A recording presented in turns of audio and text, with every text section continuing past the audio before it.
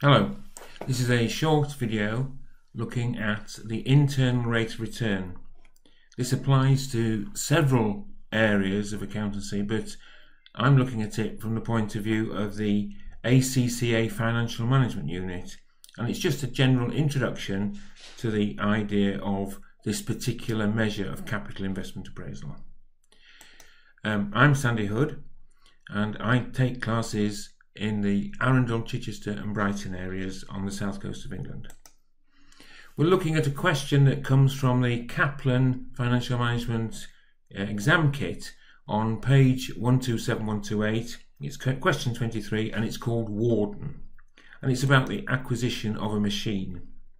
The machine's going to cost 800,000 in year 0. It's going to have a scrap value of 5% of the cost, which we will receive in year 5.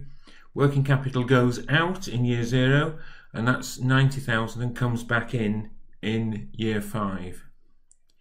We've got annual production and sales forecast at 100,000 units, a selling price of £16 a unit and $11 per unit for the variable costs. Incremental fixed costs are 160,000 a year.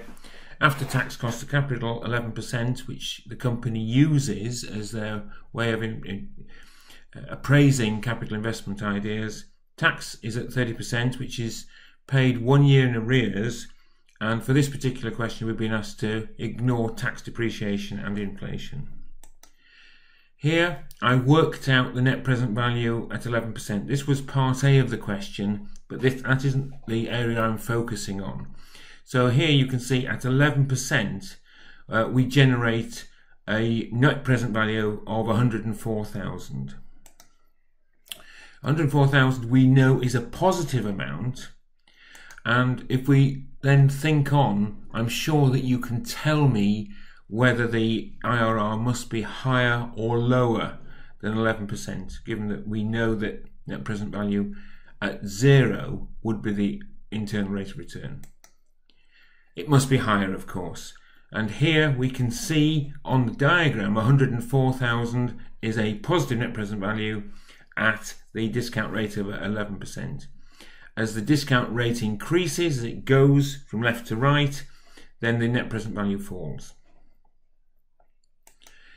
So I've now done a second one, and this time I've invented the discount rate, and that's what you've got to do in these questions. You need to make a judgment. I knew I had to go higher than 11% in order to get a minus figure. So I went to 20% because that was the highest figure in the table, and sure enough I happened to use the Excel spreadsheet, so I actually worked out my discount rates, but they are the same as they would have been if I had just copied them from the table. And that then gave me the opportunity to work out a new net present value. So at 20% I've got a negative net present value, and sure enough, I've added that to the diagram, and I can see that I've got negative 75,000 at 20%, positive 104,000 at 11%.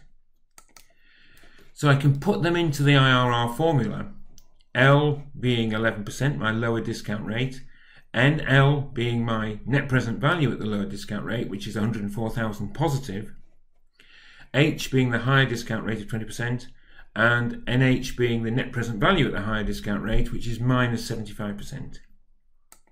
Putting it all together, I then have 104,000 divided by 104,000 minus 75,000. So when you've got a minus minus, it's the same as a plus, times the difference between the two discount rates. So there's my combined figure. The difference between the two is 179,000.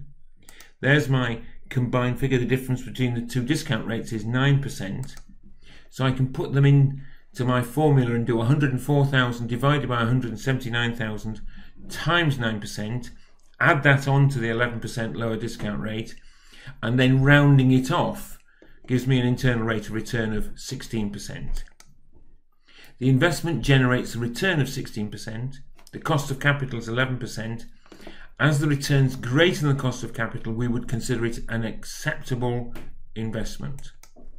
I hope you found it useful. I think it's nice to have a very quick introduction to internal rate of return. Details about me, I run classes in the south of England, generally in Sussex, and I'm available on Facebook as Facebook /accountancy tutor. Thank you very much for watching. Goodbye.